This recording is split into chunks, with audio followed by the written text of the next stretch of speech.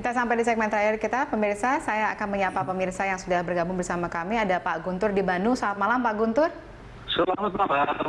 Silakan dengan komentar Anda.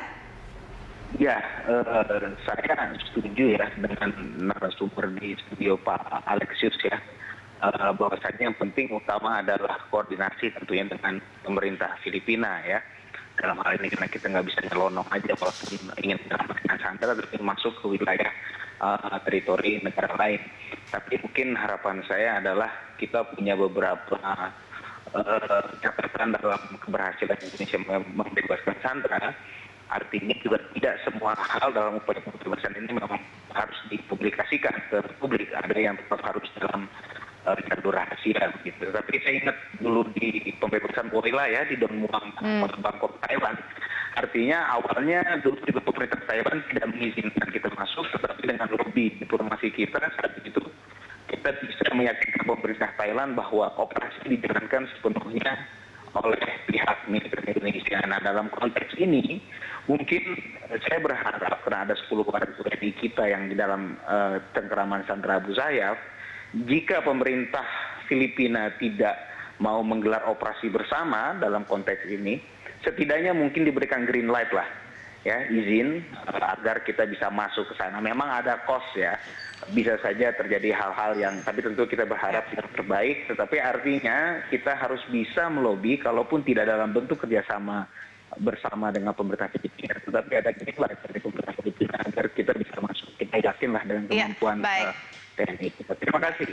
Ya, baik, terima kasih Pak Guntur sudah bergabung bersama kami. Baik Pak Alex, mungkin bisa ditanggapi ini soal mengenai operasi penyelamatan begitu ya. Kalau kita misalnya membandingkan tadi sempat kita juga saya singgung pada saat segmen sebelumnya bahwa sudah pernah pemerintah kita menyelamatkan sandera dengan operasi yang disebut Whaler tahun 81 dan itu terjadi di Bangkok ya, di Thailand. Baik. Nah, kalau misalnya kita bandingkan dengan itu, apa kemungkinan kita bisa bandingkan dengan kondisi dengan Abu Sayyaf saat ini? Ya, itu perbandingan yang agak merepotkan juga ya, karena kalau di Bangkok itu Anda bisa tentukan tempatnya di mana, siapa orangnya, ya kan, sudah dikenali. Karena itu juga warga negara kita sendiri yang melakukan pembajakan pada waktu itu, ya kan. Kalau ini Anda berhadapan dengan, kita tidak tahu siapa mereka ini, kita hanya tahu ini bagian dari kelompok Abu Sayyaf, ya kan. Tempatnya di mana juga kita tidak tahu. Jadi kalaupun operasi militer itu lebih rumit ya, Anda membutuhkan betul informasi intelijen yang sangat akurat dan itu hanya dimiliki oleh otoritas keamanan Filipina Selatan yang tahu situasi di daerah seperti itu. Jadi kalaupun kita mengambil operasi militer itu betul kita harus yakin bahwa kita punya informasi yang akurat, ya kan? Karena ini wilayah konflik yang sangat luas ya. Ada begitu banyak pulau. Nah, agak repot kalau kita bandingkan dengan peristiwa di Bangkok, di mana itu di airport, Anda sudah tahu pesawatnya ada di mana dan segala macamnya, Anda bisa langsung itu fokus ke situ toh. Tetapi kalau ini satu daerah yang luas, kita juga belum tahu di pulau mana di sana mereka ditahan. Karena itu kita hanya bisa berharap pada bantuan dari pemerintah Filipina ya untuk memberikan informasi akurat, informasi intelijen yang akurat. Sehingga atas dasar itu baru kita mengambil tindakan.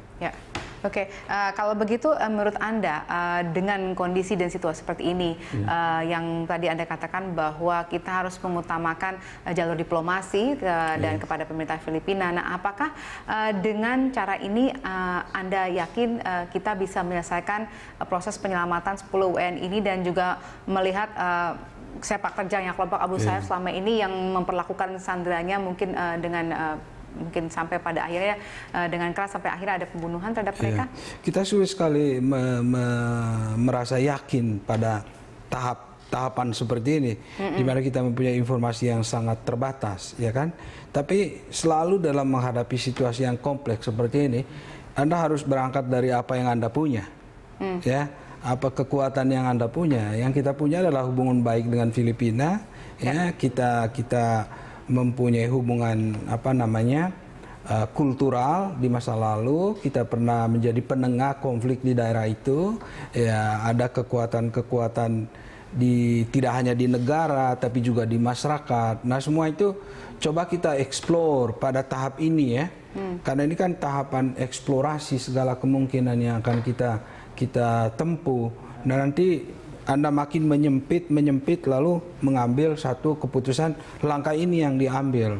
Jadi kumpulkan sebanyak-banyak informasi, tidak hanya dari negara tapi juga dari kekuatan-kekuatan masyarakat yang saya katakan tadi, modal budaya, modal kultural yang kita punya. Kenapa itu tidak dimanfaatkan untuk menyelamatkan warga negara kita? Baik, terima kasih Pak Alex sudah bergabung bersama kami hari ini.